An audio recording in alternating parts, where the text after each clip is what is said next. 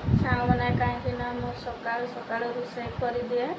ସକାଳୁ ରୋଷେଇ କରିଦେନା ଭାଇନା ତାଙ୍କର ମାନେ ଏବେ ତ କାମ ନାହିଁ ଭାଇନାଙ୍କର, କାହିଁକିନା ସେମାନେ ଛେଳି ଟିକେ ନିଅନ୍ତି। ଆଉ ଏବେ ତ ଚାଷବାସ କାମ ବିଲ ଫିଲ ଯାଆନ୍ତି। ଆଉ ମୋର ଆକାଶ ବାବୁଙ୍କର ତ ଆପଣମାନଙ୍କୁ କହିଲି ଦେହ ଖରାପ ବହୁତ ଥିଲା, ସେଥିପାଇଁ ମାନେ ମୁଁ ଘର କାମ ଗୁଡ଼ା କରିଦିଏ। ଭାଇନା ବି କରନ୍ତି, ସବୁ ମାନେ ଆକାଶ ବାବୁ ବି କରେ, ସବୁ ହେଲ୍ପ କରନ୍ତି ସାଙ୍ଗମାନେ। ଆଉ ସେଥିପାଇଁ ମୁଁ ସକାଳୁ ରୋଷେଇ କରିଦିଏ। ଆକାଶ ବାବୁ ଖାଇକିରି ସ୍କୁଲ ଯାଏ, ଆଉ ଭାଇନା ତାଙ୍କ ଡ୍ୟୁଟିରେ ତାଙ୍କ ଯାଆନ୍ତି। ଆଉ ମୁଁ ଏବେ ଘରେ ଅଛି ସାଙ୍ଗମାନେ। ମୁଁ ତ ଆପଣମାନଙ୍କୁ କହିଥିଲି ଆଉ ଆକାଶ ବାବୁ ଆଉ ମୋର ବହୁତ ଦେହ ଖରାପ ଥିଲା, ସେଥିପାଇଁ ମୁଁ ମାନେ ଭିଡ଼ିଓ ପକାଇ ପାରୁନଥିଲି। ଆଉ ଏବେ ଆପଣମାନଙ୍କୁ ତ କହିଥିଲି ମୁଁ ଭିଡ଼ିଓ ଏବେ ପକାଇବି।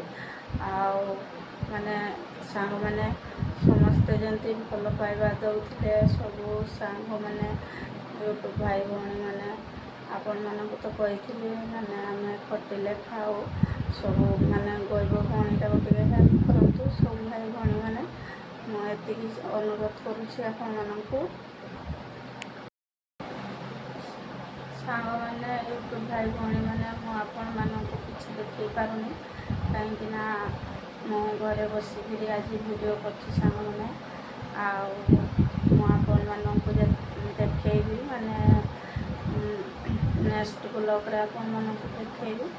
ଆଉ ଏବେ ତ ସବୁ କାମ ସାରି ଦେଇଛି, ଆପଣମାନଙ୍କୁ କହିଥିଲି। ଆଉ ଭାଇନା ନାହାନ୍ତି, ଛେଳି ପଳେଇଛି। ଆକାଶ ବାବୁ ସ୍କୁଲ ଯାଇଛି, ସେଥିପାଇଁ ମୁଁ ଏକା ଘରେ ଅଛି, ସେଥିପାଇଁ ମୁଁ ବସିକିରି ଭିଡ଼ିଓ କରୁଛି ସାଙ୍ଗମାନେ। ଆଉ ସାଙ୍ଗମାନେ ସବୁ ୟୁଟ୍ୟୁବ୍ ଭାଇ ଭଉଣୀମାନେ ଗରିବ ଭଉଣୀଟାକୁ ହେଲ୍ପ କରିବେ। ବହୁତ ମାନେ ଦୁଃଖ କଷ୍ଟରେ ରହୁଛି ସାଙ୍ଗମାନେ, ଆଉ ଦୟାକରି ହେଲ୍ପ କରିବେ ସାଙ୍ଗମାନେ। ସବୁ ଭାଇ ଭଉଣୀମାନେ ସବସ୍କ୍ରାଇବ୍ କରିବେ, ଲାଇକ୍ ସେୟାର ସବସ୍କ୍ରାଇବ୍ କମେଣ୍ଟ କରିବେ ଭାଇ ଭଉଣୀମାନେ। ମୁଁ ଭିଡ଼ିଓକୁ ଏଇଠି ଶେଷ କରୁଛି।